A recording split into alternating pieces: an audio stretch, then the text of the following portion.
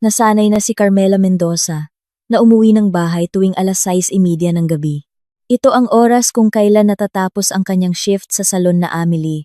Isang maliit ngunit maaliwalas na negosyo na 2 kanto lang ang layo mula sa kanilang kondo, kung saan 5 taon na siyang nagtatrabaho bilang nail technician. 5 taon ang amoy ng nail polish at tunog ng nail file. 5 taon ang paghawak sa kamay ng iba at pakikinig sa mga personal na kwento na mas gustong ibahagi ng mga kliyente sa kanya kaysa sa mga psikolohista.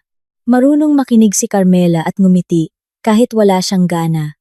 At higit sa lahat, marunong siyang magtago ng emosyon kahit na unti-unti nang nadudurog ang kanyang pagkatao sa loob. Sa panlabas, isa siya sa mga babaeng hindi mo agad mapapansin sa unang tingin, hindi dahil sa hindi siya maganda, kundi dahil hindi siya nagpapapansin. Katamtaman ng taas. May maitim at maalon na buhok hanggang balikat na madalas niyang nakatali lang para hindi na mag-aksaya ng oras sa pag-aayos. Laging malinis at maayos ang kanyang mga kuko, isang propesyonal na nakasanayan. Direkta siyang makatingin, walang bahid ng pagpapakyut o sobrang lambing, sabi nga ng mga katrabaho niya sa salon. Si Carmela yung tipong maaasahan mo. Sabi naman ng mga kliyente, hindi siya madaldal sa mga sikreto ng iba, pero laging alam kung kailan kailangang magbigay ng suporta. Ang asawa naman niya, sa nakalipas na 2 taon, ay walang sinasabi tungkol sa kanya basta na lang siyang hindi pinapansin. Si Jericho Mendoza ay isang lalaking biniyayaan ng kalikasan ng magandang pisikal na anyo. Ngunit ipinagkait naman dito ang magandang pag-uugali. Matangkad, may matipunong mukha, magaling siyang mag-iwan ng magandang unang impresyon. Nakakahalinang ngiti, kumpiyansa sa pagsasalita, at mamahaling relo na binili lang naman ng hulugan, gamit ang credit card. Ngunit hanggang unang impresyon lang ang kaya niyang ibigay.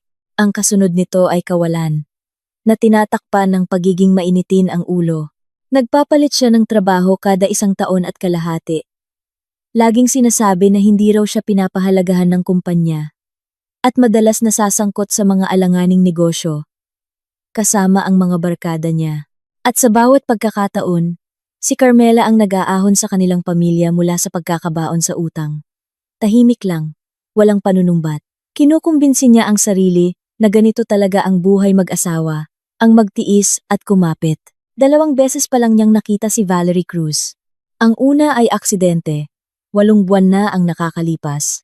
Nang sunduin niya si Jericho mula sa isang corporate Christmas party at napansin niya ang isang hindi kilalang babae na masyadong matagal na nakahawak sa siko ng kanyang asawa habang nagpapaalam.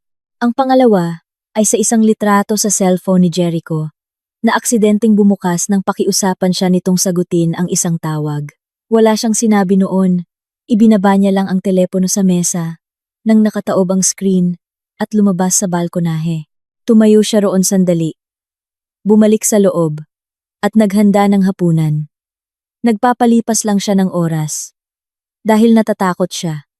Hindi kay Jericho. Matagal na siyang hindi natatakot sa asawa. Natatakot siyang sirain ang tinatawag ng kanilang 9 na taong gulang na anak na si Maya na pamilya natin. Mahal ng bata ang ama nito. Sa kabila ng lahat, at hindi kayang burahin ni Carmela iyon sa pamamagitan ng isang desisyon. Sa isang gabi noong buwan ng Setyembre, naglakad siya pa uwi ng mas mabilis kaysa sa karaniwan. Sumasakit ang kanyang likod. Dapat ay nakauwi na si Maya mula sa eskwelahan ng 3:00 at nakatawag pa si Carmela sa kanya ng 4:00 para siguraduhing ayos lang ang lahat. Medyo kakaiba ang sagot ng anak niya, maiikling pangungusap, halos walang emosyon. Ngunit inisip na lang ni Carmela na pagod ito dahil sa exam sa math. Hindi niya inakalang walang katahimikan. Nasasalubong sa kanya ngayong araw. Hindi nakalak ang pinto ng kanilang kondo. Hindi lang basta hindi nakalak. Ang kandado ay binuksan mula sa labas gamit ang isang susi. Huminto si Carmela ng 1 segundo. Kinapa sa bulsa ng kanyang jacket ang sarili niyang susi. Nasa kanya ito. Ibig sabihin, may gumamit ng reserbang susi. Si Jericho o sinumang binigyan niya nito. Pumasok siya. Ang nakita ni Carmela sa sala ay hindi maunawaan ng kanyang isip sa unang ilang segundo. Tila tumatanggi ang kanyang utak na tanggapin ang eksena bilang totoo. Sa gitna ng pasilyo ay nakabukas ang kanyang malaking maleta. Ang parehong maleta na ginamit nila noong nagbakasyon sila. Sa Palawan 3 taon na ang nakararaan ang huling bakasyon nila bilang pamilya. Noong umaasa pa siyang maayos pa ang lahat. Nakabukas ang maleta at may isang babaeng nakayuko rito. Hindi si Jericho, kundi isang babae. Si Valerie Cruz ay isa sa mga uri ng tao na marunong umangkin ng espasyo ng iba, na parang sa kanila ito noon pa man. 25 taong gulang, matangkad, may kumpiyansa sa bawat galaw, at may mahaba at nakalugay na itim na buhok. Walang pagmamadali siyang nagtutupi ng mga damit ni Carmela sa maleta, isang salansan ng mga blusa mula sa itaas na estante ng kabinet. Ang organizer mula sa banyo, na hindi niya alam kung bakit nandoon na rin. Ginagawa niya ito, ng kalmado, halos sistematiko, na para bang nag-aayos lang siya ng sarili niyang aparador para sa pagpapalit ng panahon. Nandito ka na pala, sabi ni Valerie, nang hindi lumilingon. Mabuti yan, ikaw na kumuha ng iba pang hindi ko pa nailalagay. Hindi gumalaw si Carmela sa kanyang kinatatayuan. May isang bagay sa loob niya. Ang parehong instinct na naghihiwalay sa mga taong marunong mabuhay sa mga hindi, na nag-utos sa kanyang tumayo lang, manood, at huwag sumigaw. Sa wakas, lumingon si Valerie. Sa mukha niya ay mababakas ang isang espesyal na ekspresyon ng pagmamataas na makikita lang sa mga taong nakakasigurong hindi sila mapaparusahan. Huwag kang mag-alala masyado. Mag-iiwan kami ng pera para sa unang buwan. Makakapangupahan kayo ng anak mo ng maliit na apartment pansamantala. Wika niya. At sa gilid ng kanyang labi, ay sumilay ang isang ngisi. Hindi kayo pababayaan. Kami na bahala.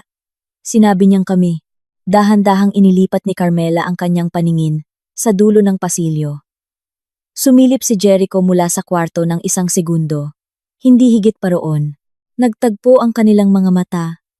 At agad itong umatras pabalik, na parang hindi asawa ang nakita, kundi isang estranghero, na wala siyang sasabihin.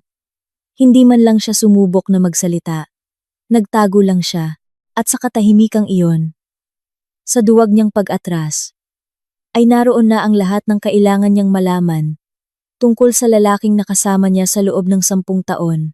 23 taong gulang na si Carmela. At ang huling 10 taon nito ay iginugol niya sa lalaking ito. Naalala niya kung paano sila nagkakilala sa kaarawan ng isang kaibigan. Kung paanong nakakatawa at medyo nag-aalangan pa ito noon. At siya, bilang isang tanga, inisip na ang pag-aalangan ay tanda ng sinseridad. Sa lahat ng taon na iyon, siya ang umahon sa kanya sa mga utang. Sumuporta sa kanya, kahit 2 trabaho ang kuhanin nito. Ipinanganak ang anak niya, at pinatawad ang kanyang pananahimik, at pagiging malamig. At ngayon, nakatayo ito sa likod ng pinto, at nagtatago ng tingin, habang isang estrangherong babae, ang inilalagay ang kanyang buhay sa loob ng isang maleta. Ma, tahimik ang boses, halos hindi marinig. Ibinaba ni Carmela ang kanyang paningin. Nakatayo si Maya sa hamba ng pinto ng kwarto ng bata. Maliit sa kanyang uniforme, na hindi pa niya nagawang palitan. 9 na taong gulang. Mga matang kulay kape, gaya ng kay Carmela. At ngayon, mayroong isang bagay sa mga matang iyon na nagpabara sa lalamunan ng isang ina, hindi takot. Seryoso. Ang uring iyon ng seryosong hindi pang bata na lumilitaw. Kapag naiintindihan nila, nasira na ang mga matatanda.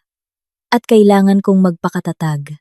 Ganoong uri ng bata si Maya, yung tipong nakakapansin, hindi dahil ipinaliwanag sa kanya, kundi dahil mula nang ipanganak siya ay pinagmamasdan niya ang mundo ng maigi, na may tahimik na atensyon, na madalas napapagkamalan ng mga matatanda bilang pagiging mahiyain. Siya ang unang nakaramdam ng magsimulang mag-usap nang may pag-iingat ang kanyang nanay at tatay, na parang naglalakad sa manipis na yelo. Siya ang unang nakapansin na mas madalas nang umaalis ang tatay niya tuwing gabi. At siya ang unang nakaintindi ngayon, na may nangyayaring bagay na kailangang malaman ng kanyang nanay agad-agad. Lumapit si Maya, Hinila ang manggas ng ina. At tumingkayad. Ma! Bulong niya ng direkta sa tainga nito. Kailangan na nating umalis. May sasabihin ako sa'yo.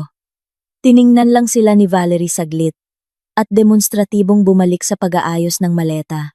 Hinawakan ni Carmela ang kamay ng anak at dinala ito sa kusina. Isinara niya ang pinto.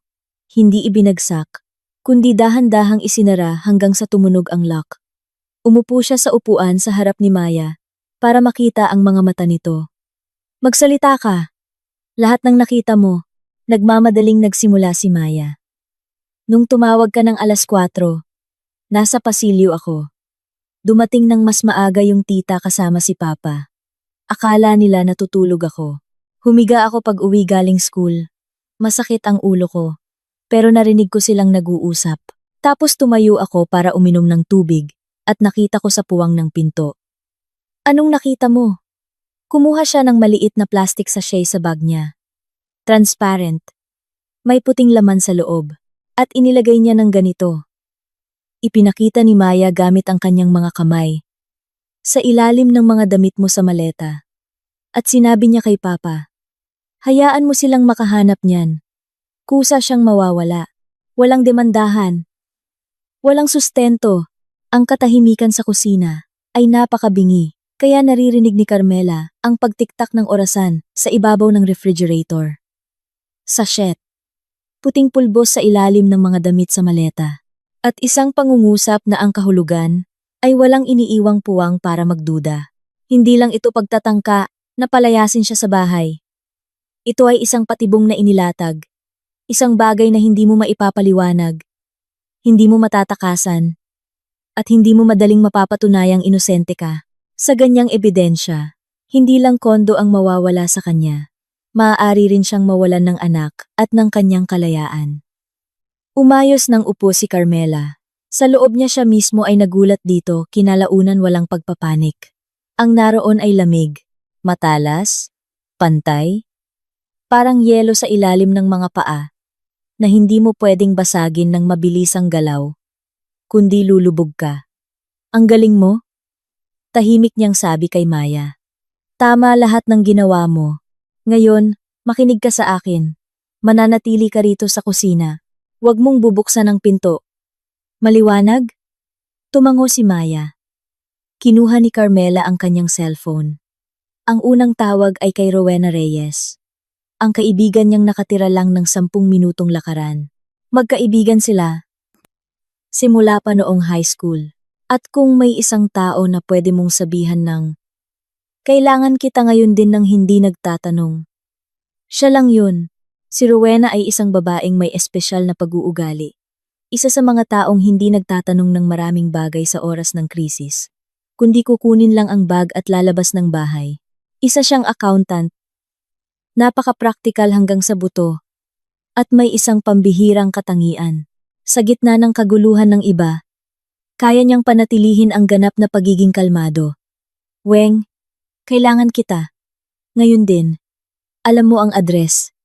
Anong nangyari? Pupunta ako. Ipapaliwanag ko mamaya. Importante ito. At buhay ang nakataya. Parang awa mo na. Pangalawang hakbang. Binuksan ni Carmela ang kamera sa kanyang telepono. In-on ang video recording. Dahan-dahang lumabas ng kusina, papunta sa pasilyo. Nakatayo pa rin si Valerie sa maleta. Gumalaw si Carmela sa paraang makikita sa video ang maleta. Ang estrangherang babae sa ibabaw nito. At ang mga gamit na kinukunan niya ng tahimik. Hindi nagsasalita, hindi lumalapit sa maleta. Ni isang daliri ay hindi niya idinikit dito. Mahalaga iyon. Importante sa kanyang buhay. Napansin ni Valerie ang telepono. Bakit ka kumukuha ng video? May inis sa boses nito. Oo, kalmadong sagot ni Carmela. Itago mo yung camera. Hindi mo pwedeng gawin yan nang walang pahintulot ko. Sa sarili kong kondo. Pwede. Ikiniling ng bahagya ni Carmela ang kanyang ulo. Nakapangalan sa akin ang unit na ito. Pwede mong i-check sa Registry of Deeds. Totoo iyon. 5 taon na ang nakalipas. Noong kumuha sila ng housing loan, ipinangalan ang loan kay Carmela. Pangit ang credit history ni Jericho. Nagpasalamat pa siya noon. Ngayon, mukhang nakalimutan na niya. Natahimik si Valerie, ngunit mas tumalas ang tingin nito. Pangatlong hakbang. Bumalik si Carmela sa kusina.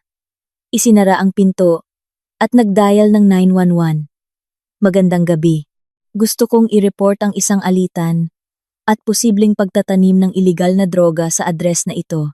Sinabi niya ang address ng malinaw, walang pag-aalinlangan. May ibang tao sa loob ng kondo ko na inilalagay ang mga personal kong gamit sa isang maleta. Nakita ng anak ko kung paano itinanim sa maleta ang isang plastic sachet na naglalaman ng hinihinalang iligal na droga.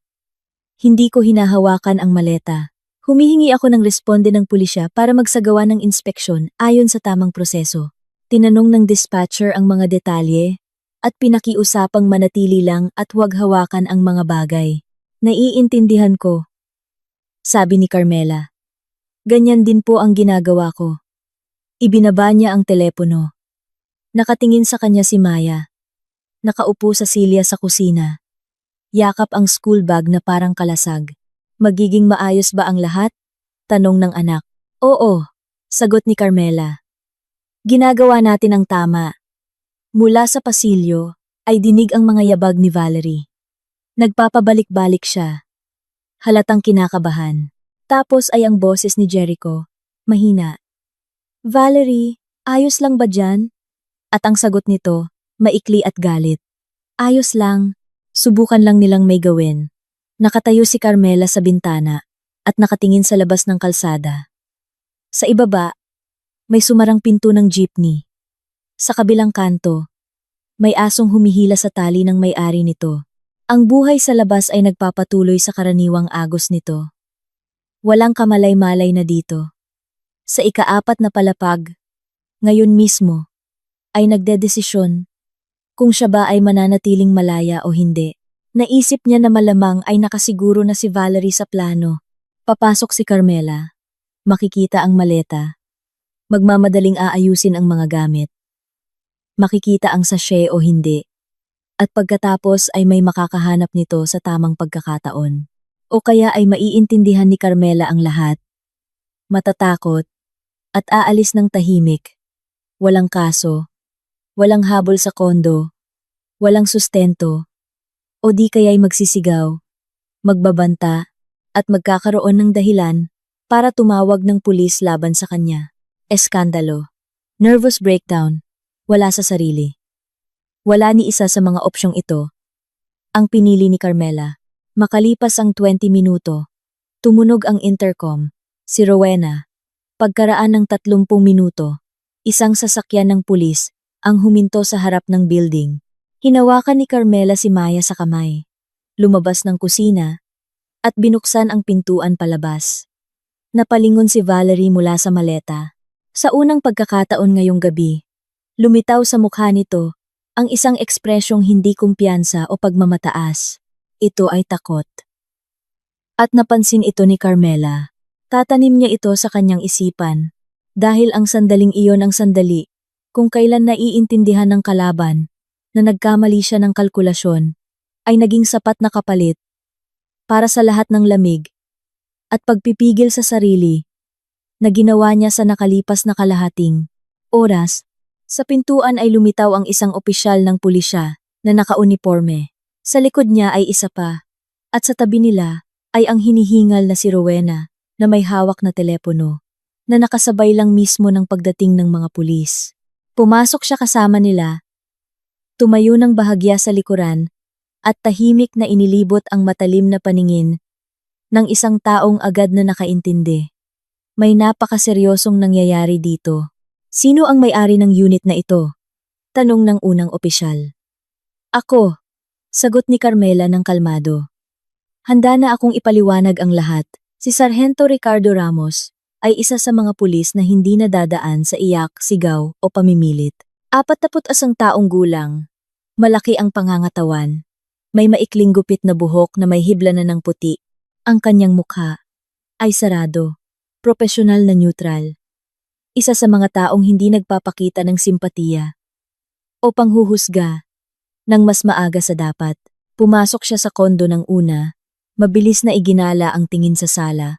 Ang maleta, nakabukas, puno ng gamit. Isang babae sa tabi nito. Isa pang babae sa may pinto ng kusina na may batang nasa likuran. At isang lalaking nakatayo, nang alanganin sa dulo ng pasilyo. At agad na naging malinaw sa kanya, nakita na niya ang ganito. Hindi eksaktong ganito, pero may pagkakapareho sa istruktura. Away pamilya na nauwi sa agawan ng ari-arian, pero mula pa lang sa umpisa, ay sinabi na ng nagreklamo sa telepono ang tungkol sa iligal na droga. At ito ang nagbago sa lahat. Huminto si Ramos sa gitna ng sala, at hindi kalakasang sinabi. Pakiusap na manatili ang lahat sa kanilang mga pwesto. Walang gagalaw ng kahit ano. Ang pangalawang pulis, isang nakababatang lalaki, na nasa 25 anyos, at may dalang notebook, ay tumayo sa may pintuan, si Rowena Reyes, na pumasok kasama nila at nagkaroon lang ng pagkakataong sulyapan si Carmela nang mabilis isang sulyap na naglalaman ng lahat. Nandito ako. Kakampi mo ako. Magsalita ka ay umatras sa gilid ng pader. At nanahimik. Naintindihan niya na hindi pa niya oras. Humarap si Ramos kay Carmela. Kayo po ba ang tumawag? Ako ang may-ari ng kondo na ito. Ang housing loan ay nakapangalan sa akin. Nagsalita siya ng malinaw. Walang pagmamadali. Walang labis na emosyon. Ngayon, pag-uwi ko galing trabaho bandang 6:30, naabutan ko ang isang ibang tao sa loob ng kondo ko. Itinuro ni Carmela si Valerie.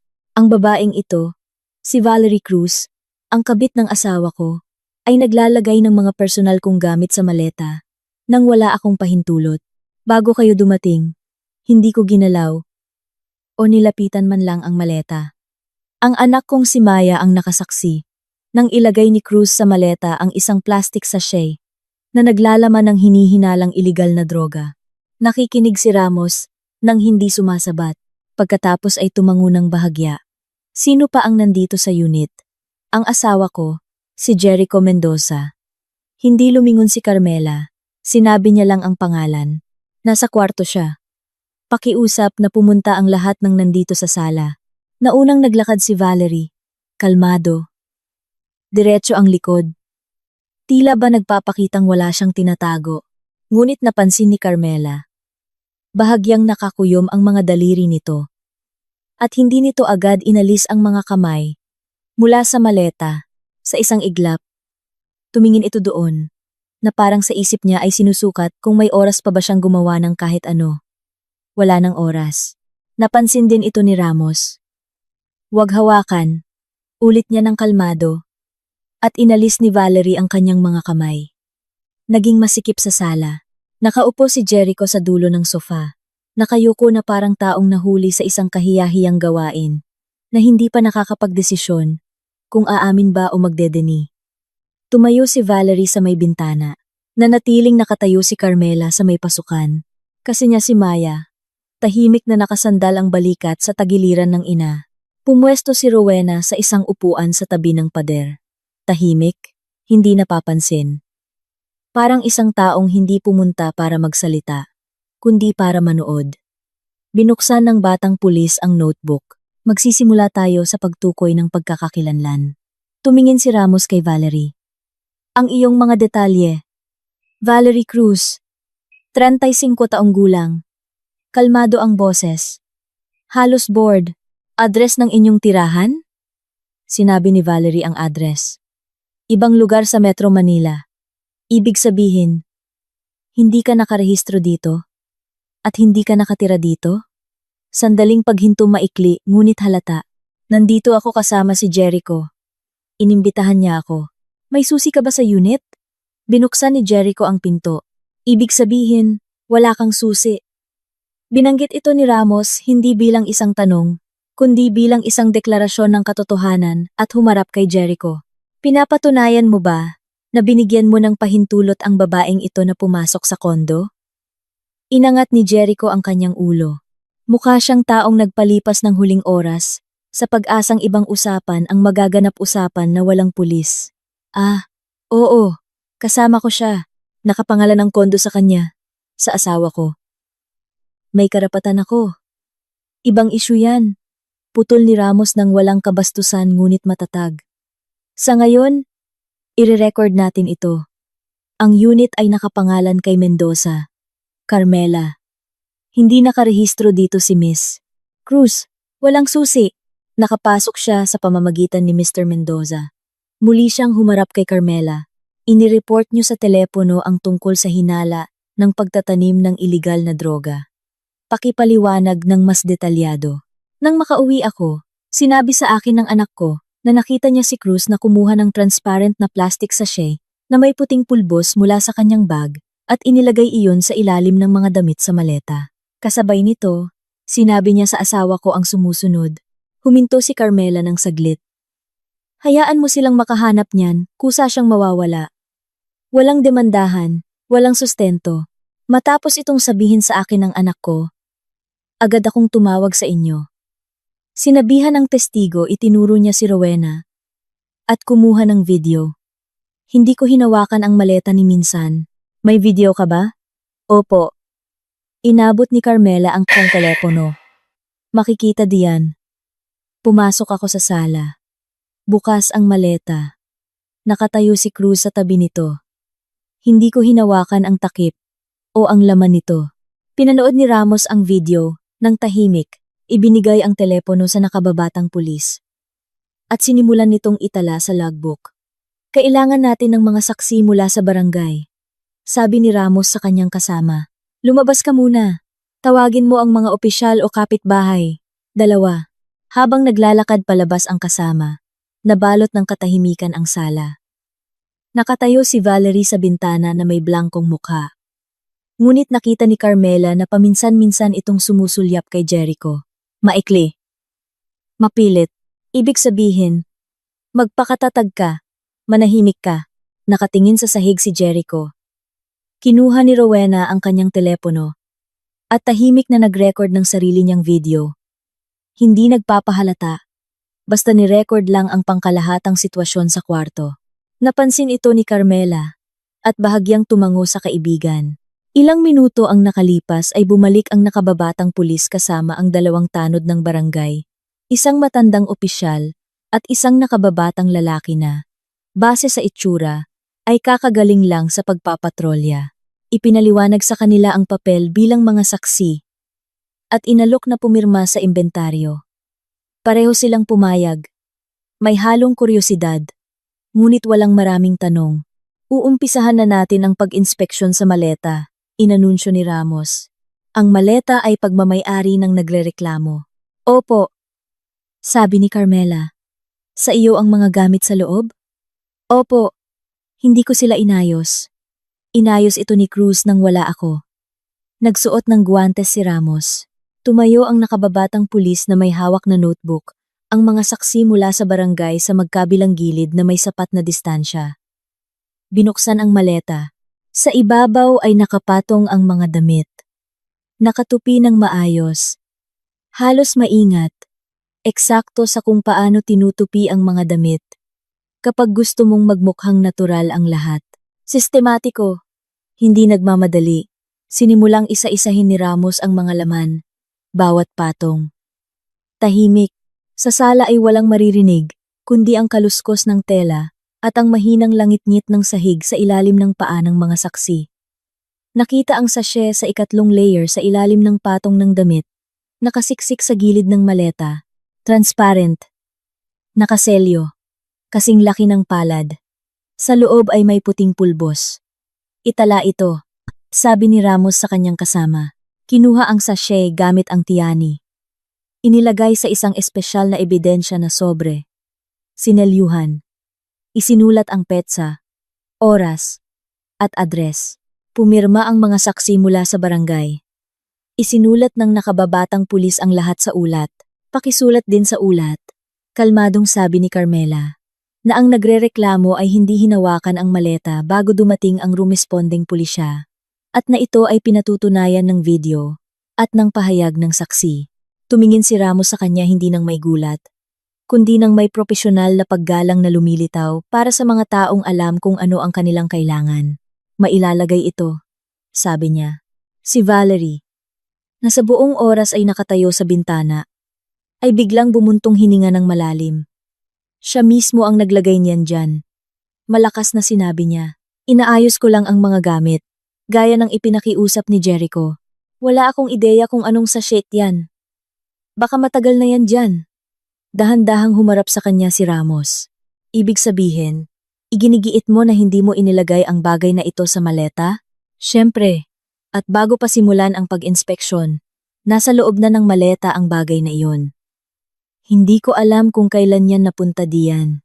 Kung gayon, pinapayagan mo ba ang posibilidad na naroon na iyon bago ka pa dumating?" Sandaling napatigil si Valerie. Naintindihan niya ang bitag. Kung sasabihin niyang oo, ibig sabihin ay nasa maleta na ang droga noong wala pa si Carmela sa bahay. Kaya ang may access lang dito ay siya. Kung sasabihin niyang hindi, ibig sabihin ay alam niyang wala ito roon bago siya dumating, na nangangahulugang alam niya kung paano ito napunta doon. "Hindi ko alam," ulit niya. Pero wala na ang dating kumpiyansa. May hindi maunawa ang ibinulong si Jericho sa sofa. Tumingin sa kanya si Ramos. "May gusto ka bang sabihin?" "Wala," sabi ni Jericho, nakatingin sa sahig. "Kung ganoon, hinihiling ko sa'yo at kay Miss Cruz na magbigay ng sinumpaang salaysay." Tumango si Ramos sa kasama. Mga form. Isinulat nila ang kanilang salaysay ng magkahiwalay. Bawat isa sa magkabilang kanto ng kwarto. Mabilis magsulat si Valerie. Mariin, parang nagagalit sa papel. Si Jericho naman ay mabagal. Ilang beses humihinto. Dahan-dahang kinakagat ang takip ng ballpen. Ibinigay ni Carmela ang kanyang salaysay ng pasalita na itinatala ng pulis. Itinala ito ng kasamahan. Sa ulat ng eksakto. Nagsalita siya ng diretso. Walang drama kung anong oras siya umuwi. Anong nakita niya? Anong sinabi ng anak niya? Anong mga hakbang ang ginawa niya? Ano ang hindi niya hinawakan? Walang labis na salita. Walang anumang akusasyon na hindi kayang patunayan. Nagbigay din ng pahayag si Rowena. Dumating siya matapos tawagan ng kaibigan. Pumasok sa building kasabay ng mga pulis. Nakita ang nakabukas na maleta. At nakitang hindi hinawakan ni Carmela ang maleta. Mula noong dumating siya sa kondo. "Itatala rin natin ang inyong mga detalye," sabi ng pulis kay Rowena. At mahinahon nitong idinikta ang mga detalye ng kanyang ID, tulad ng isang taong walang tinatago. Nang matapos itala at pirmahan ang lahat ng paliwanag, madilim na sa labas. Ang mga ilaw ng poste ay sumisinag sa bintana ng sala. Nakatulog si Maya sa silya. Nakaupo. Yakap ang mga tuhod sa kanyang dibdib. At walang naglakas loob na gisingin siya. Kahit si Valerie, na ilang beses na sumulyap sa bata, na may partikular na ekspresyon, na makikita sa mga taong nagsisimulang maintindihan, na ang isang maliit na saksing hindi inaasahan, ay naging isang malaking problema.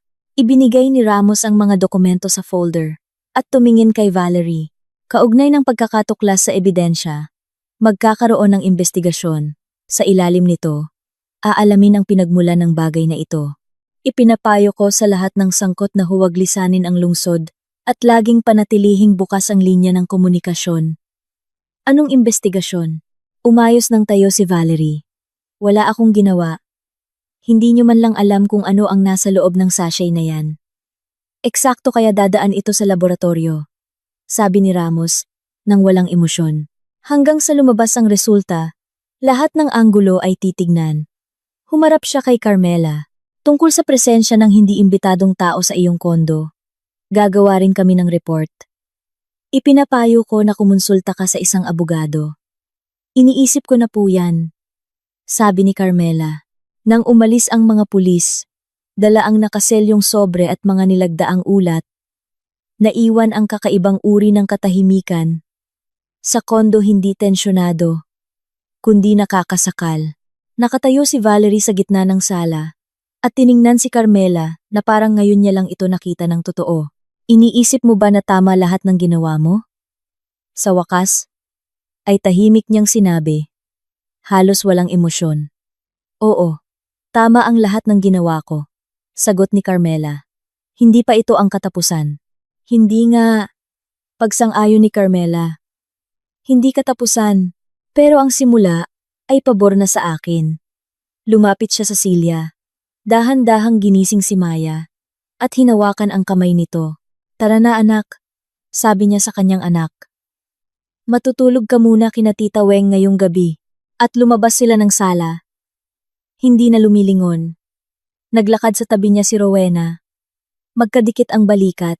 Sa likuran nila ay naiwan si Jericho, na hindi man lang inangat ang tingin. At si Valerie, na sa unang pagkakataon ngayong gabi, ay hindi alam kung ano ang susunod na gagawin. Ang gabi sa bahay ni Rowena ay lumipas ng halos walang tulog. Mabilis nakatulog si Maya. Kinukuha ng katawan ng bata ang pahinga nito. Kahit na gumuho na ang mundo ng mga matatanda. Ngunit si Carmela ay nakaupo sa kusina ng kanyang kaibigan hanggang 2:00 ng madaling araw. Nakatingin sa iisang tuldok sa checkered na mantel ng mesa. Hindi nang usisa si Rowena. Umupo lang siya sa tabi. Paminsan-minsan ay nagbubuhos ng kape sa tasa, sa paraang kayang manahimik lamang ng mga taong napakalapit sa isa't isa, na naiintindihan na. Sa ngayon, hindi kailangan ng salita. Nagsalita si Carmela mismo. Hindi agad. Sa simula ay matagal siyang nakatingin sa mantel, tapos tahimik na nagsalita. Inakala ko na ang pinaka nakakatakot na bagay ay ang malaman ang tungkol kay Valerie, na niloloko niya ako. Na sa lahat ng oras na ito, ay nakatira ako, kasama ang isang tao na hindi man lang ako nakikita. Tumahimik siya sandali. Lumabas na hindi pala ganoon. Ang pinaka nakakatakot na bagay ay ang pumayag siya na tumango siya nang ialok ito ng babae. Hindi sumagot si Rowena. Hinaplos lang ang kanyang balikat. Kinaumagahan. Habang kumakain si Maya ng champorado at nanonood ng cartoon sa tablet, tumawag si Carmela sa isang law firm. Ibinigay ni Rowena ang numero. Siya, bilang isang accountant, ay madalas nakakasalamuha ang iba't ibang propesyonal at may alam siyang magagaling na tao. Libre ang abogado na si Attorney Patricia Villanueva. Nang mismong araw na iyon, bandang 12:00, 10 taon ng abogado si Patricia, espesyalista sa family law at criminal defense. Isang pambihirang kombinasyon, ngunit ito mismo ang parehong kailangan ni Carmela ngayon. 36 taong gulang, maiksi ang gupit ng buhok, may salaming manipis ang frame, nakasuot ng business suit na walang labis na detalye. Maingat siyang nakinig kay Carmela. Hindi sumasabat. Gumagawa ng mga tala sa kanyang notebook. Nang matapos si Carmela, ibinaba ni Patricia ang kanyang ballpen. Tama ang mga naging aksyon mo, sabi niya, nang walang paligoy-ligoy. Ang agarang pagtawag sa pulisya, ang pagkuha ng video bago ang inspeksyon, at ang pagkakaroon ng saksi na magpapatunay na hindi mo hinawakan ang maleta. Isang malakas na posisyon.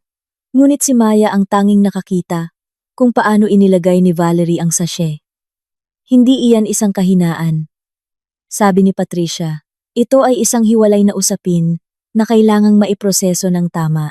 Ang testimonya ng bata sa mga ganitong kaso ay isang maselang bagay. Naunawaan ito ni Carmela ng kusa. Ipinaliwanag ni Patricia ang bahaging legal. Hindi maaaring imbestigahan si Maya na parang isang matandang saksi. Ang proseso ay iba, mas maingat, kasama ang isang social worker mula sa DSWD o WCPD. Ngunit ang katotohanan na si Maya ang nagulat sa kanyang ina tungkol sa pagtatanim at inulat ito bago pa man may magpaliwanag sa kanya kung ano ang nangyari, ay nakatala na sa blotter at ulat. At iyon ang mahalaga. Ang isang 9 na taong gulang na bata ay hindi maaaring malaman kung ano mismo ang ibig sabihin ng transparent na sachet na may puting pulbos, sabi ni Patricia. Inilarawan niya kung ano ang kanyang nakita. Kinuha ng tita ang sachet at itinago sa ilalim ng mga damit at sinipi ang mga salitang narinig niya. Hindi ito sariling interpretasyon, isa itong obserbasyon. At ganyan natin ito ipopormula. Nagkasundo sila. Kukunin ni Patricia ang kaso. 2 direksyon. Kasong pampamilya at kasong kriminal. Sa pampamilya, legal separation, annulment, sustento, at kustodiya na nagtatakda ng lugar ng tirahan ni Maya kasama ang ina. Sa kriminal, pagprotekta kay Carmela mula sa anumang posibleng pagtatangkang ipasa sa kanya ang responsibilidad sa nahanap na droga at kaalinsabay, ay ang pangangalap ng ebidensya laban kay Valerie. Habang hindi pa handa ang resulta ng laboratorio, maghihintay tayo, sabi ni Patricia. Pero simula ngayon, ay bubuuin na natin ang ating linya ng depensa. Kinabukasan, araw ng Biyernes, nakipag-ugnayan si Attorney Patricia sa investigador na may hawak ng mga materyales tungkol sa pagkakatuklas ng iligal na droga. Isang babaeng nasa 40 anyos ang investigador. Wala si Carmela sa pag-uusap nila, ngunit ipinaalam ni Patricia sa kanya ang lahat ng gabi ng maikli at direkta sa punto.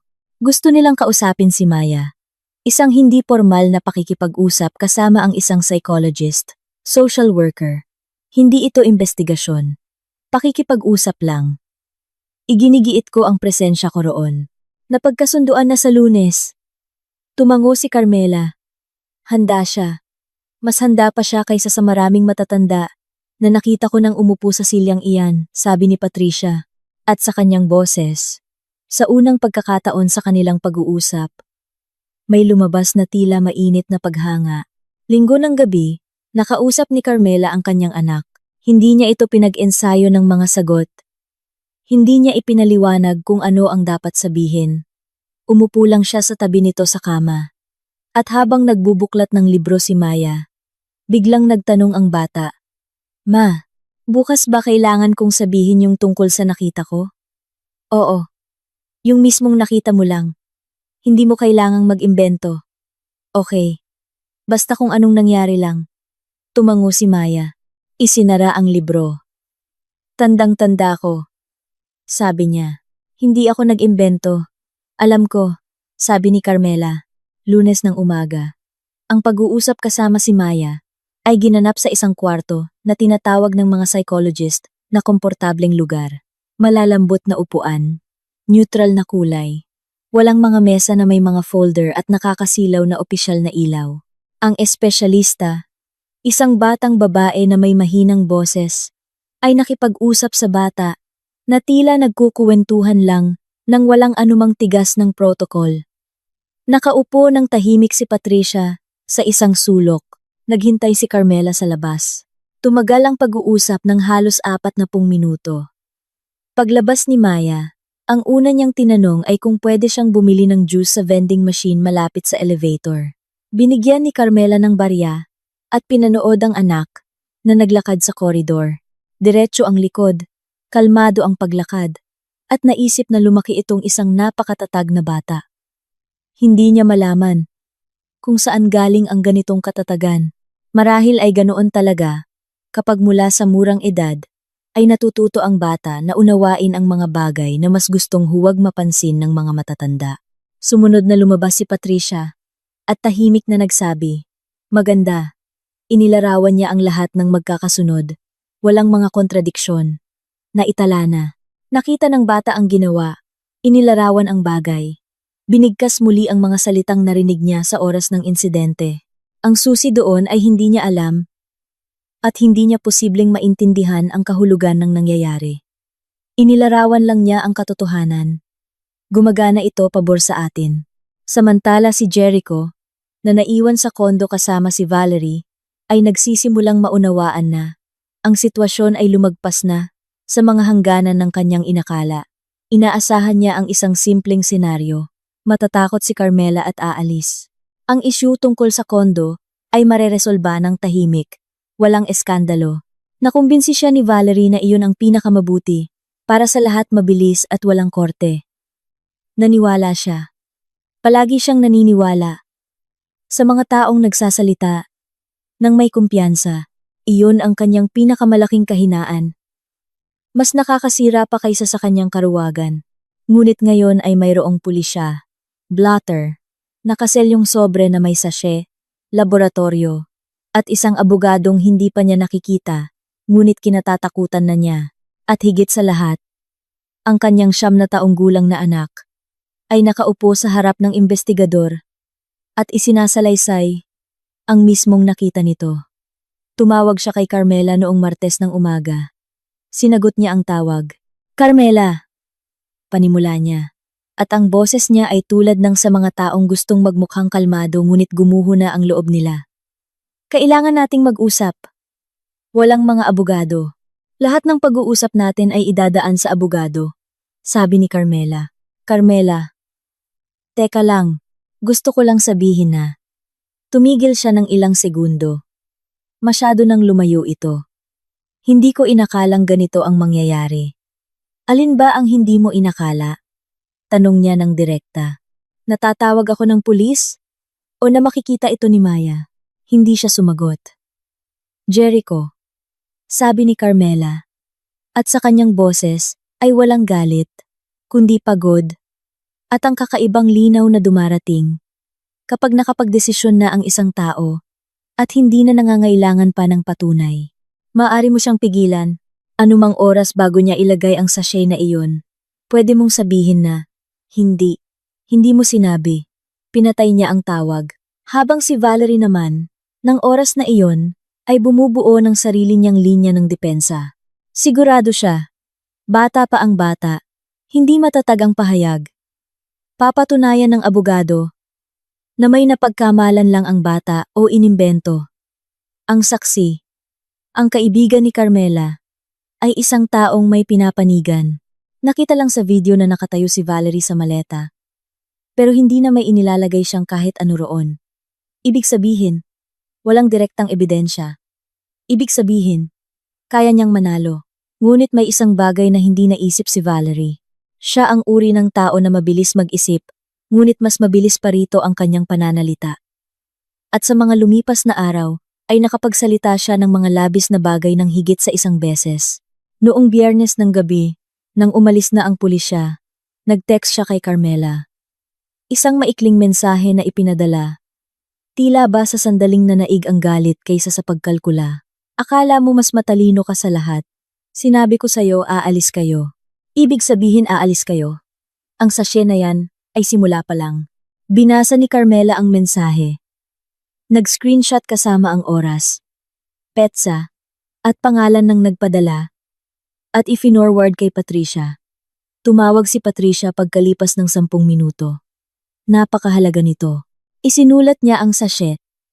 Ibig sabihin ay alam niya kung anong eksaktong bagay ang pinag-uusapan.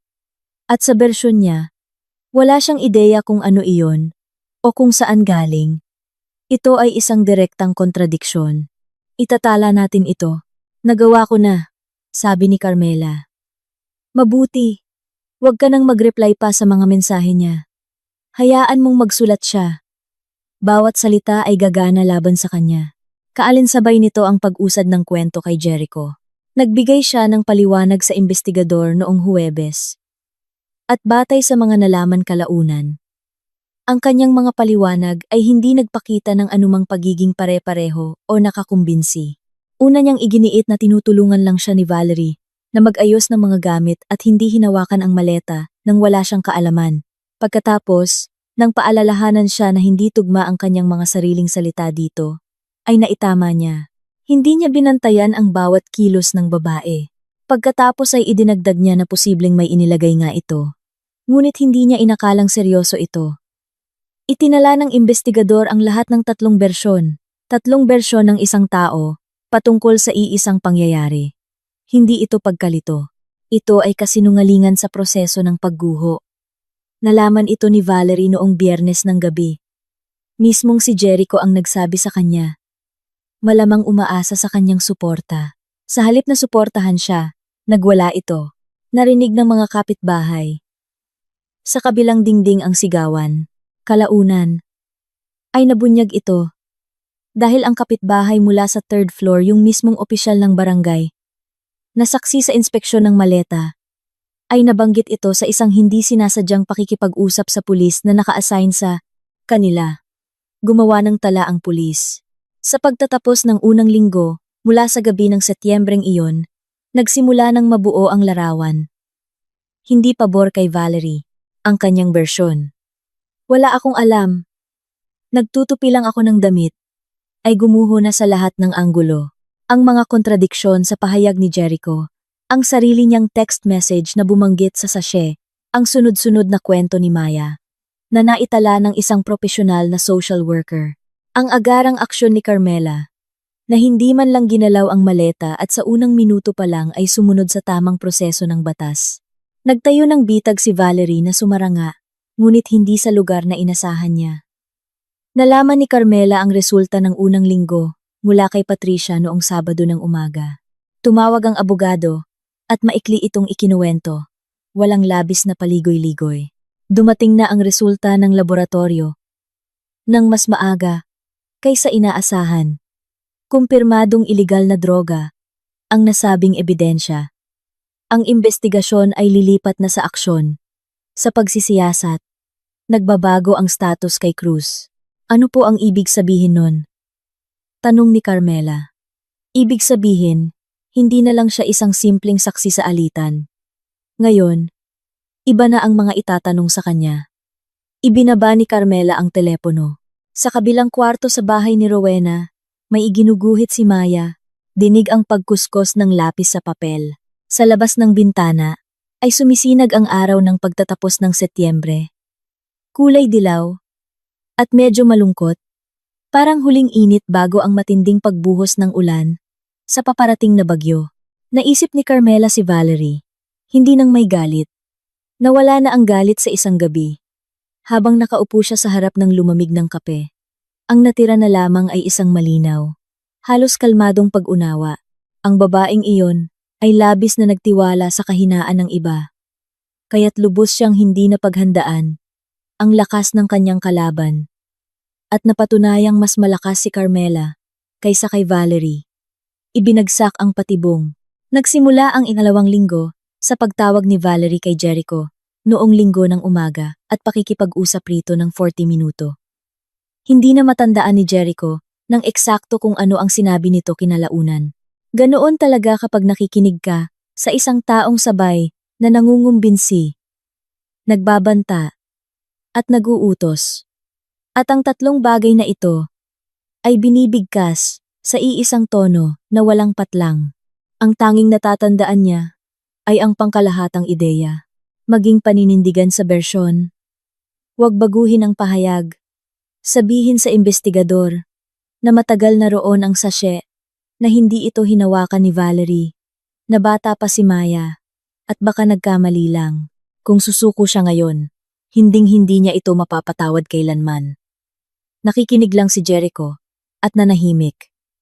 Iyon din ang kanyang katangian, ang manahimik kapag kailangan niyang magsalita, at magsalita kapag kailangan niyang manahimik. Pagkatapos ng tawag, matagal siyang nakaupo sa kusina, nakatingin sa bintana. Sa labas ng salamin ay maingay ang komunidad. May mga batang naglalaro ng basketball sa kalsada. Tinataulan sila ng aso ng kapitbahay. May dumaan na sasakyan, isang karaniwang buhay, na hindi alam na siya ay nakaupo roon. Sinusubukang magdesisyon kung kaninong panig siya papanig. Hindi dahil sa konsensya. Matagal na siyang nahihirapan dito kahit bago pa ang pangyayaring ito. Dahil sa takot. Natatakot siya kay Valerie. Natatakot siya sa investigador at sa abogadong si Patricia Villanueva, na nakita niyang sumulyap sa pasilyo ng law firm at tumingin sa kanya na tila alam na ang lahat tungkol sa kanya, kasama na ang mga bagay na hindi pa niya tinatanggap sa sarili niya. At higit sa lahat, natatakot siyang tumingin sa mga mata ni Maya. Hindi dahil may gagawin ang bata o may sasabihing masama. Nasabi na niya kung ano ang nakita niya. At hindi na ito mababago pa. Natatakot siya sa tingin ng anak niya. Ang tingin na ipinakita nito sa kanya noong gabing dumating ang mga pulis. Walang luha, walang sigaw. Tiningnan lang siya tulad ng pagtingin sa isang estrangherong unang beses nakita at hindi sigurado kung dapat bang pagkatiwalaan. Ang tingin na ito ay hindi na aalis sa kanyang isipan, araw man o gabi. Noong Lunes, dumating si Valerie sa investigador para sa pangalawang pag-uusap. Sa pagkakataong ito, kasama ang isang abogadong nakuha niya noong weekend.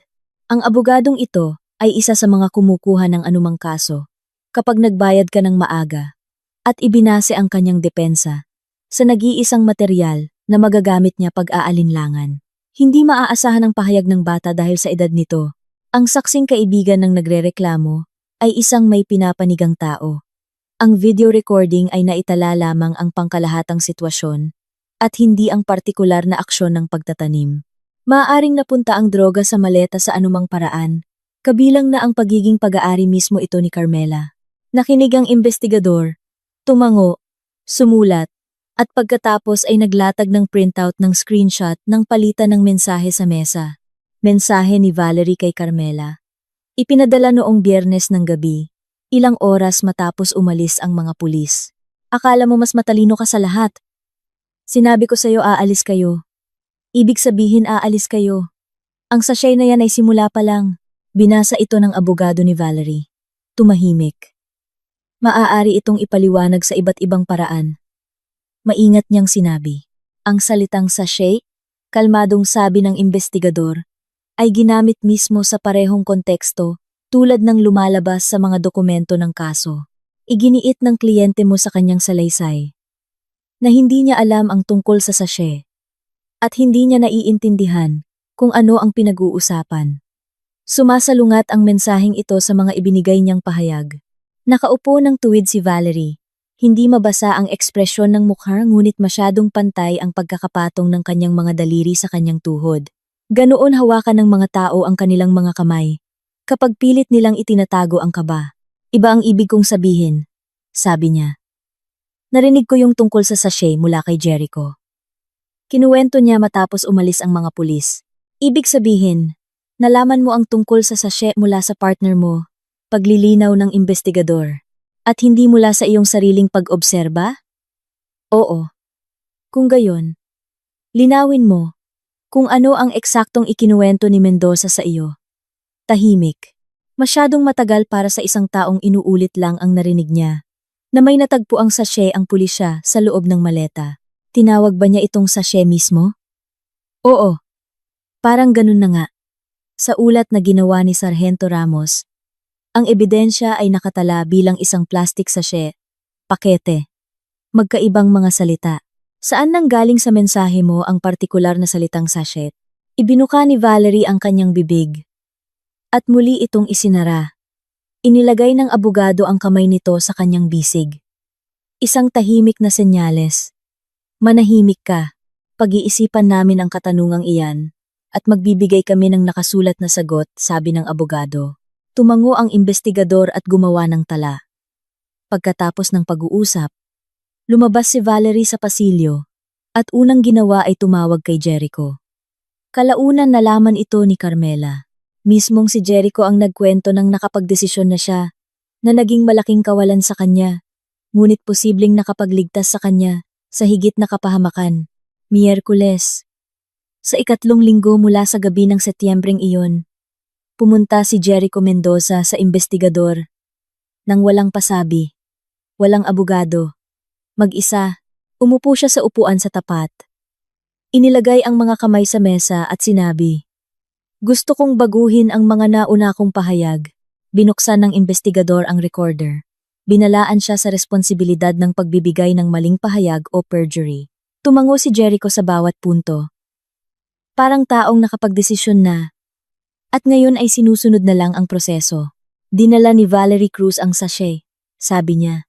Nakita ko na yun sa bag niya bago pa man kami pumasok sa kondo. Sabi niya. Para sigurado daw. Sakaling magmatigas si Carmela. O matakot at kusa nang umalis ng walang demanda. O kung hindi man mahanap ngayon, ay mahahanap na lang kapag kailangan. Tumahimik siya. Tinanong ko, paano kung seryosong kaso yan? Sabi niya, hindi mo na yun problema. Ang mahalaga, sa atin mapupunta ang kondo.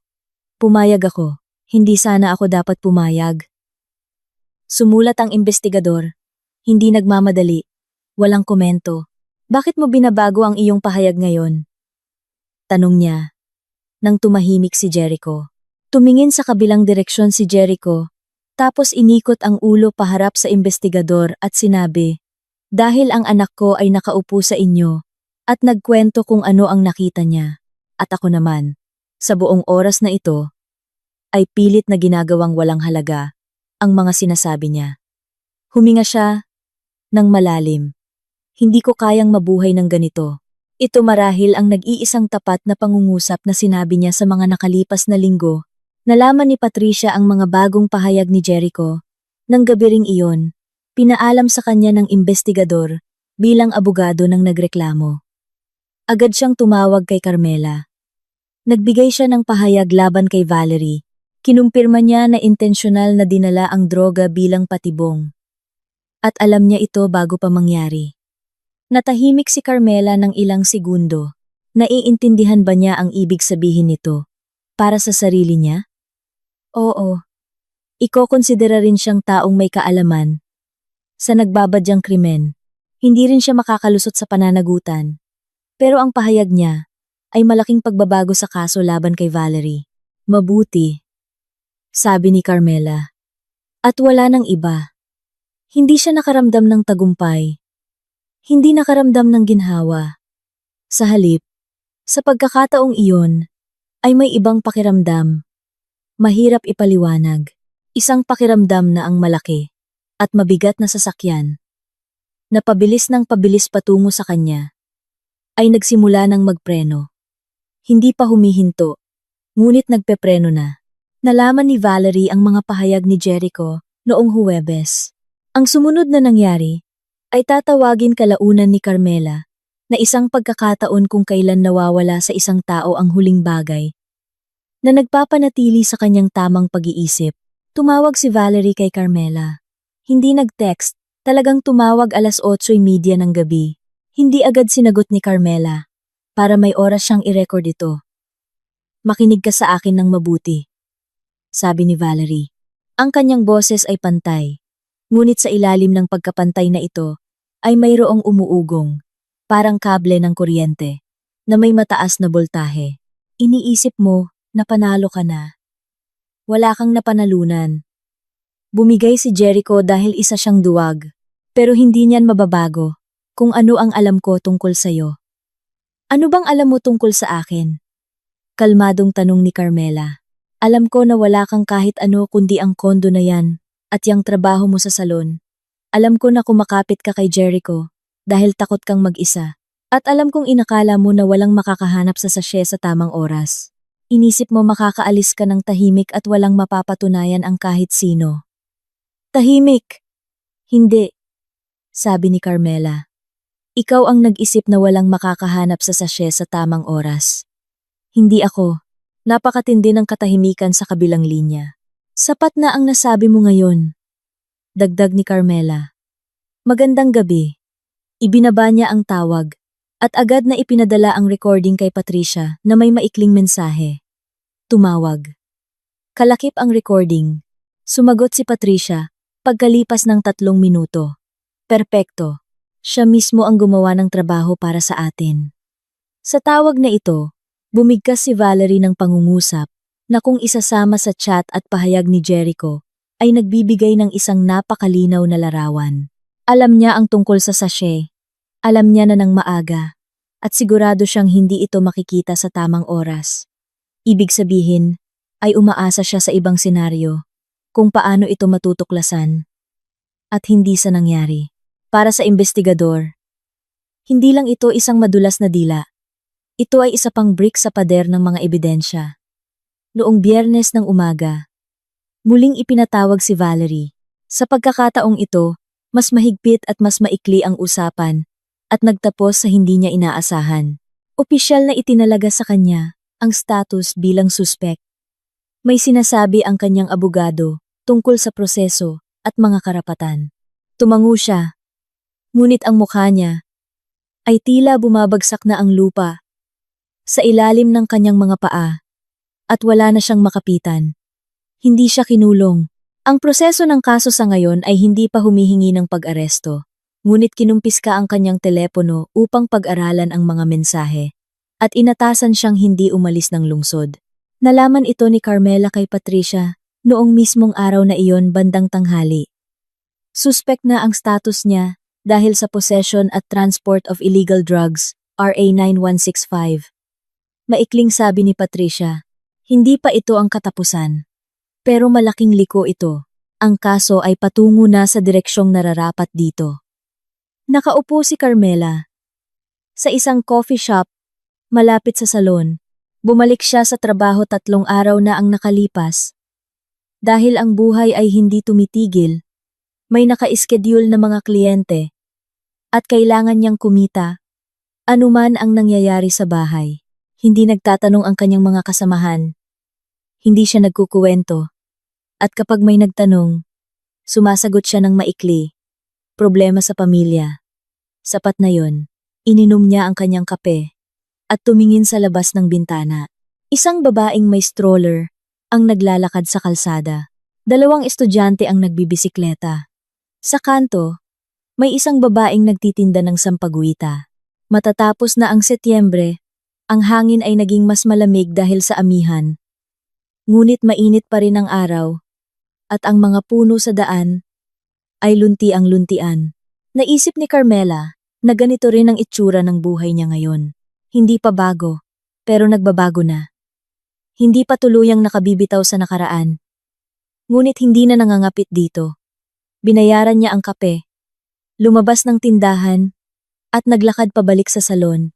Pagkalipas ng kalahating oras, ay dumating ang kliyente niya. Manicure. Usapan tungkol sa mga bagay na hindi naman ganoon kahalaga. Sa gabi, susunduin niya si Maya kina Rowena at iuuwi sa kondo, kung saan hindi na makakapasok si Valerie kailanman. Pinalitan niya ang mga kandado pagka-uwi niya doon. Ito ang una niyang desisyon na hindi dahil sa takot, kundi dahil iyon ang nararapat. Dahil kanya ang kondo. Dahil kailangan ni Maya ng tahanan. Dahil ang bagong buhay ay hindi nagsisimula sa matatamis na salita, kundi sa konkretong aksyon. Pagpapalit ng kandado, pagtawag sa abogado, pagbalik sa trabaho, at mainit na kape sa gabi. Sa halip na malamig, kinagabihan noong Sabado, nakaupo sila ni Maya sa kusina sa sarili nilang kondo, sa sariling kusina niya, na may bagong mga susi na nakasabit malapit sa pintuan. May iginuguhit si Maya, gamit ang colored pencils. May umiinit na sopa sa kalan. Amoy tahanan ang paligid. Ma, sabi ni Maya nang hindi humihiwalay ang tingin sa ginuguhit. Hindi na po ba uuwi si Papa? Tumahimik si Carmela. Pagkatapos ay sinagot, nakadepende yun sa maraming bagay. Pero makikita mo siya. Kapag maayos na ang lahat, tumango si Maya. Kumuha ng ibang lapis. Sige po, sabi niya. At nagpatuloy sa pagguhit. Tiningnan ni Carmela ang anak. At naisip na itong mismong ito. Ang sopa sa kalan. Mga lapis. Ang pagtango sa halip na pagluha. Ang siyang nagpapatunay na hindi na sayang ang kanyang desisyon na huwag sumuko noong gabing iyon. Noong si Valerie ay nakatayo sa ibabaw ng nakabukas na maleta at lubos na naniniwalang panalo na siya. Nagkamali ng kalkulasyon si Valerie. Hindi sa maliliit na detalye, kundi sa mas mahalagang bagay sa tao. Mabilis pumasok ang buwan ng Oktubre. Sa isang araw nagbago ang temperatura. Naging maulap ang kalangitan at amoy ulan ang hangin. Sa umaga akala mo ay may init pa, ngunit pagsapit ng tanghali ay bumubuhos na ang bagyo. Kapag umaga, nagsusuot si Maya ng raincoat at tuwing ipinapasok ni Carmela ang mga butones nito, iniisip niya, eto na ang tag-ulan. Inihain na niya ang papeles para sa annulment sa unang linggo ng Oktubre. Inihanda ni attorney. Patricia na ang mga dokumento ng mabilis at malinaw. Walang dagdag na daldal, walang pagpapakita ng labis na emosyon, na may kahusayan ng isang propesyonal na lubos na pinahahalagahan sa mga oras ng kagipitan kaysa sa anumang pakikiramay. Kalakip ng petisyon para sa annulment ay ang hiling na matukoy ang tirahan ni Maya sa poder ng ina at petisyon para sa sustento. 3 direksyon. Bawat isa ay tumpak at maayos na nakabase sa batas. Hindi tumutol si Jericho, hindi dahil bumuti na ang pagkatao niya. Naintindihan niya lang na wala na siyang kawala. Ang kanyang mga pahayag laban kay Valerie ang naging hatol din laban sa kanya. Sa family court, ang isang taong may alam tungkol sa ginagawang patibong laban sa sarili niyang asawa at walang ginawang hakbang para pigilan ito, ay walang karapatang ipagpilitan ang kanyang sarili bilang isang responsableng magulang. Ginamit ni Patricia ang argumentong ito ng tumpak at walang labis na pananakot. Inilatag niya lang ang mga katotohanan na magpapaliwanag sa kanilang sarili. Ang unang pagdinig ng kaso ay ginanap sa kalagitnaan ng Oktubre. Nakaupo si Carmela sa lamesa, katabi si Patricia, at diretsyong nakatingin sa harap. Nasa kabilang mesa si Jericho, kasama ang ibang abogado na kinuha niya ng nagmamadali. Hindi sila nagtinginan. 10 taon ng kasal, at ngayon, 2 mesa, 2 abogado, at ang hukom sa pagitan nila. Ang hukom ay isang babaeng may matalim na paningin at nakaugalian ng magtanong ng maiikling tanong, ngunit sa paraang hindi mo matatakasan ang pagsagot. Pinag-aralan niya ang mga materyales ng kaso ng maaga. Mararamdaman mo ito base sa kung paano niya buuin ang mga tanong. Hindi na humihingi ng paglilinaw sa mga detalyeng alam na niya. Mendoza, sabi niya habang nakatingin kay Jericho. May pagtutol ka ba sa pagtukoy ng paninirahan ng anak sa ina? Wala po, mahinang sagot nito. Sa obligasyon ng sustento, handa po akong magbayad. Ang abogado ni Jericho ay bumulong sa kanya sandali ngunit umiling siya. Mukhang alam na niyang walang saysay ang makipagtawaran pa. Ang pagdinig ay tumagal ng wala pang 2 oras. Para sa family court, napakabilis noon. Ipinaliwanag kalaunan ni Patricia na kapag walang pagtutol ang kabilang panig at ang mga ebidensya sa mahalagang aspeto ay nakalap na, wala nang dapat patagalin pa. Ang desisyon para sa kustodiya ni Maya ay ibinigay pabor sa ina. Para sa sustento, 25% mula sa kinikita ni Jericho buwan-buwan at may nakatakdang minimum na halaga sakaling maging hindi tiyak ang kita nito. Ang paghihiwalay, annulment, ay inaayos na sa pagdinig na iyon. Ayon sa kasunduan, nang walang karagdagang pandinig, lumabas si Carmela mula sa bulwagan ng korte ng alaunay media. Naglakad si Patricia sa tabi niya. Tapos na? Tanong ni Carmela. Sa parting pampamilya, tapos na. Sa kriminal, tuloy-tuloy pa. Ang kasong kriminal laban kay Valerie Cruz ay nagpatuloy ayon sa tamang proseso. Mas mabigat, mas matagal, at may mas maraming hakbang na legal. Matagal nang kinumpirma ng laboratorio. Ang fingerprints sa sachet ay kay Valerie. Ang laman ng sachet ay shabu at bawal. Ayon sa batas, kriminal ang pamamahagi at pag-iingat nito. Ang pinagmulan ng droga ay iniimbestigahan. Nang hiwalay, nagtrabaho ang investigador sa direksyong ito, kumuha ng datos, pinag-aralan ang mensahe mula sa nakumpiskang telepono ni Valerie. Ang natagpuan sa telepono ang naging, marahil, pinaka hindi inaasahang pag-ikot sa buong kwentong ito. Sa pagitan ng mga usapan, ay natagpuan ang mga mensaheng ipinadala 2 linggo bago ang gabi ng Setyembreng iyon. May kausap si Valerie na nakasave sa contacts bilang Tito Boyet. Ang laman ng pag-uusap ay inilaraawan ng investigador sa mga dokumento ng direkta at propesyonal. Ngunit ang ibig sabihin nito ay malinaw. Nagtatanong si Valerie kung paano ito ginagawa at kung ano ang mangyayari kung sakaling matuklasan. Sumasagot si Tito Boyet. Ibig sabihin, hindi lang biglaan ang paglalagay ni Valerie ng sachet sa maleta. Siya ay nagplano, nag-isip, kumonsulta, binabago nito ang klasifikasyon mula sa isang biglaang insidente sa pagiging isang mas seryosong premeditated crime. Sinubukan ng abogado ni Valerie na bumuo ng depensa na hindi naiintindihan ng kliyente niya ang kinahinatnan ng kanyang aksyon dahil siya ay dala lamang ng matinding emosyon. Inilakip ng investigador ang palitan ng text messages sa kaso. Pagkatapos noon, naging napakahirap ng panindigan na dahil ito sa emosyon. Sa simula ng Nobyembre, naganap ang unang pagdinig sa kasong kriminal. Dumalo si Patricia bilang kinatawan ng biktima. Kinilala si Carmela bilang biktima ng planong pagtatanim ng ebidensya. Nakaupo si Valerie sa upuan ng akusado, kasama ang kanyang abogado. Matuwid ang likod, at may blankong mukha sa parehong posisyon na tulad noong gabing iyon sa sala. Ngunit ang kanyang mga mata ay nag-iba. hindi natiyak, at tumitingin kung saan-saan. Kasama sa mga paratang ay ang pag-iingat at pagdadala ng iligal na droga na may intensyong manakit sa kapwa. Gamit ito bilang instrumento ng panggigipit. Si Jericho, sa kasong kriminal, ay itinuring na taong may kaalaman sa gagawing krimen na walang ginawang aksyon upang mapigilan ito.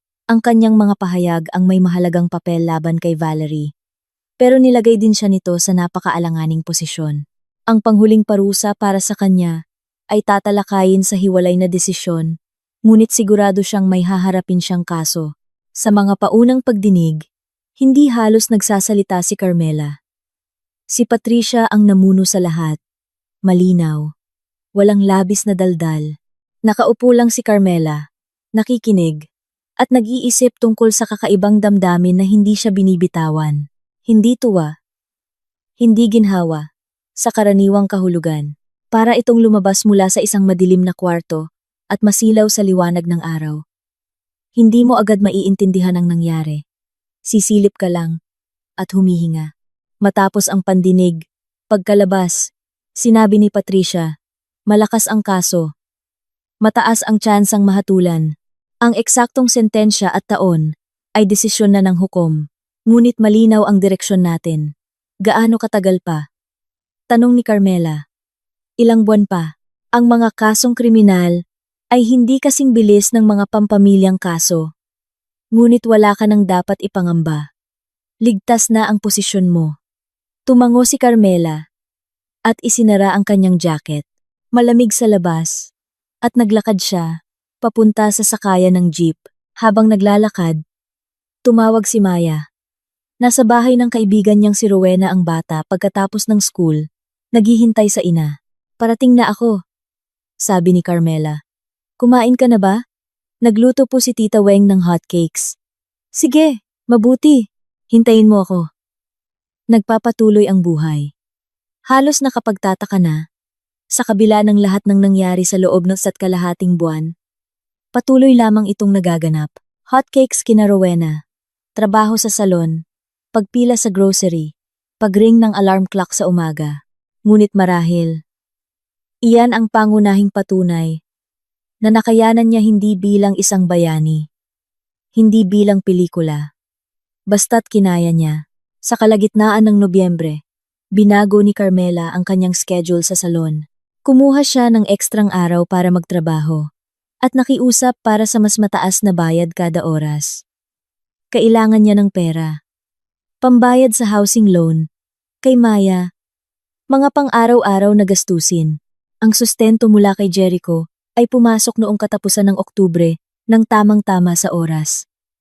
Hindi niya alam kung ano ang nagtulak dito na magbayad sa oras.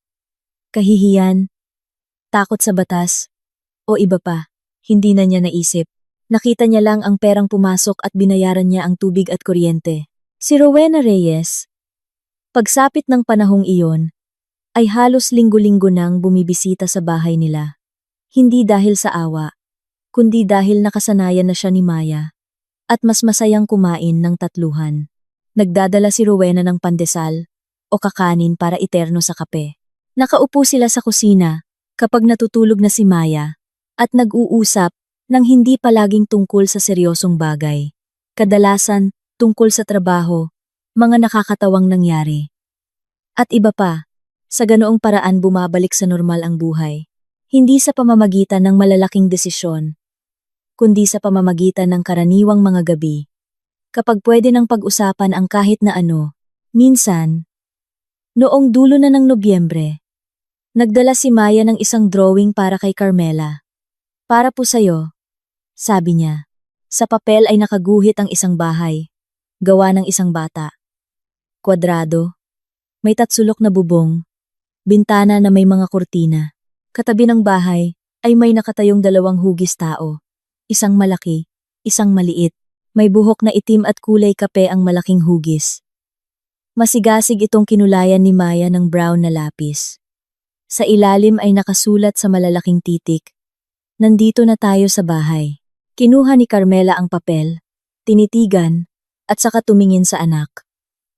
Tumango si Maya, na may seryosong ekspresyon, na parang isang tao na natapos ang isang napakahalagang tungkulin at pumunta sa sariling kwarto. Idinikit ni Carmela ang drawing sa pader, malapit sa schedule ng mga activities ni Maya, sa lugar kung saan nakatago ang lahat ng kailangan sa araw-araw. Natapos ang prosesong kriminal laban kay Valerie Cruz noong Pebrero ng sumunod na taon. Nakaupo si Carmela sa loob ng korte, katabi si Patricia. Maliit ang kwarto, formal, na may matataas na bintana at may watawat ng Pilipinas sa isang sulok. Nakaupo si Valerie sa upuan ng nasasakdal, nakasuot ng maitim na blazer at katabi ng kanyang abogado. Sa buong oras ng pagbabasa ng hatol, hindi siya ni minsan lumingon sa gawin ni Carmela. Binasa ng hukom ang hatol sa pantay na boses, nang walang emosyon. Ganoon basahin ng mga tao ang mga dokumento na araw-araw nilang ginagawa, at matagal nang hindi naglalagay ng personal na pakiramdam dito. Nakinig si Carmela, at narinig niya ang bawat salita, ngunit inihiwalay niya ito sa sarili, na tila binabasa ang kwento ng iba, at siya ay nagkataon lang na naroon. Ang desisyon ay guilty o nahatulang may sala. Si Valerie Cruz ay sinentensyahan ng higit sa 3 taong pagkakakulong, reclusion temporal, at dadalhin sa Correctional Institution for Women, CIW. Isinasaalang-alang ang mga sirkumstansya, premeditasyon na pinatutunayan ng mga text messages, at ang paggamit ng bawal na gamot upang intensyonal na sirain ang buhay ng iba. Hindi nakakita ng rason ang korte na ibigay sa kanya ang probation o suspendisyon ng hatol. Tahimik sa loob ng korte. May isinulat ang abogado ni Valerie. Hindi gumalaw si Valerie, ngunit bahagyang bumagsak ang kanyang mga balikat. Halos hindi mapansin, tulad ng isang tao na matagal nang lumalaban at sa wakas ay sumuko na. Lumapit si Patricia kay Carmela at bumulong. Tapos na. Uubra ang hatol pagkatapos ng apela kung meron man. Pero ang desisyon ng hukom ay nasa atin. Tumango si Carmela. Tumayo siya. Isinara ang kanyang jacket at lumabas ng korte. Malamig ang pasilyo, huminto siya sa may bintana at tumingin sa labas. Kalsadang puno ng sasakyan, asul na kalangitan sa Pebrero, mga puno sa tabi ng daan, mga taong naglalakad na walang pakialam sa kung anuman ang binasa sa loob ng kwartong kalalabas niya lamang. Sumunod na lumabas si Patricia. "Kamusta ka?" tanong nito. "Ayos lang po," sagot ni Carmela. At ito ay totoo. Hindi pagpapakatapang, hindi pagbabalat kayo. Isang payak na katotohanan. Sabay silang lumabas ng gusali ng korte. At sa labas, kinamayan siya ni Patricia ng mabilis at mahigpit. Gaya ng pagkamay sa taong nakaabot, hanggang dulo, at hindi sumuko sa biyahe. Si Jericho pagsapit ng panahong ito, ay nangungupahan ng isang one-bedroom apartment sa ibang bahagi ng syudad. Nakikita niya si Maya isang beses kada 2 linggo batay sa kasunduan. Ang mga pagkikita nila ay neutral. Sinusundo niya ito ng ilang oras, namamasyal, at saka iniuuwi. Hindi nagkukuwento ng detalyado si Maya sa mga lakad nila, at hindi na nagtatanong si Carmela. Bahagi rin ito ng bagong pamumuhay. Ang hindi na pakikialam kung hindi naman nararapat. Pagsapit ng tag-init, nagpatala si Maya sa klase ng pagguhit. Nagkusang mag-enroll matapos purihin ng teacher ang drawing nito sa klase. In-enroll siya ni Carmela. Tuwing Sabado, sumasakay sila ng LRT at bumibiyahe hanggang sa kabila ng lungsod. At tinitingnan ni Maya ang bintana nang may seryoso at malalim na atensyon kung paano tumitingin ang mga taong may napakahalagang naiisip. Minsan, habang nasa loob ng LRT, nagtanong si Maya. Nag-isip si Carmela. Talagang inisip niya ito ng mabuti at hindi agad sumagot. "Hindi," sabi niya. "Pinagsisisihan ko lang ang panahon na sinayang natin. Pero tapos na yon." Tumingin ulit si Maya sa bintana. Ang lungsod ay lumilipas sa salamin, mga bahay, matataas na puno, mga tao sa terminal. "Sige po," sabi ng bata. Ako rin hindi nagsisisi. Ang drawing na nandito na tayo sa bahay ay nakasabit pa rin sa dingding, kumupas na ng kaunti sa mga gilid. Pero hindi ito inaalis ni Carmela. Hindi dahil nakalimutan niya, kundi dahil sa tuwing dumadaan siya rito, Nakikita niya ito at naiisip, ito ang mismong pinakamahalaga. Hindi ang panalo laban kay Valerie, hindi ang hatol ng korte, hindi ang napirmahang annulment paper. Ang tao ay hindi sinisira ng mga pangyayari, kundi sinisira ng desisyong sumuko. Hindi ginawa ni Carmela ang desisyong iyon, at hinding-hindi ito makakalimutan ni Maya.